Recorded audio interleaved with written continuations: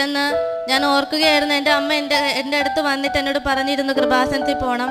പത്രം കിട്ടിയ സമയത്ത് ഞാനാണ് പറഞ്ഞത് ഞാൻ വരുന്നില്ല, നിങ്ങൾ പൊക്കോ എന്ന്. പക്ഷേ മാർച്ച് 12-ാം തീയതി ഒരു ആക്സിഡൻറ്റ് പറ്റിയപ്പോൾ എൻ്റെ മനസ്സിലേക്ക് ആദ്യം കടന്നു വന്നത് പരിശുദ്ധ അമ്മയുടെ അരികിലേക്ക് ചെല്ലണം എന്നതായിരുന്നു. ഞാൻ പോകാൻ വേണ്ടി വാശി പിടിച്ചു.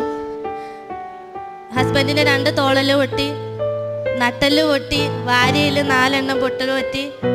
ഏകദേശം 100 സംതിങ്ങോളം സ്റ്റിച്ച് പുറത്തുണ്ടായിരുന്നു. 4 ഓപ്പറേഷനാണ് ഡോക്ടർ പറഞ്ഞിരുന്നത്. വളരെ തളർന്ന അവശയായിട്ട് ഞാൻ ഇവിടെ കയറി വരുമ്പോൾ എനിക്കൊരു പ്രതീക്ഷയില്ല. പക്ഷെ എൻ്റെ മനസ്സിൽ വിശ്വാസം ഉണ്ടായിരുന്നു അമ്മ ഇടപെടുമെന്ന്.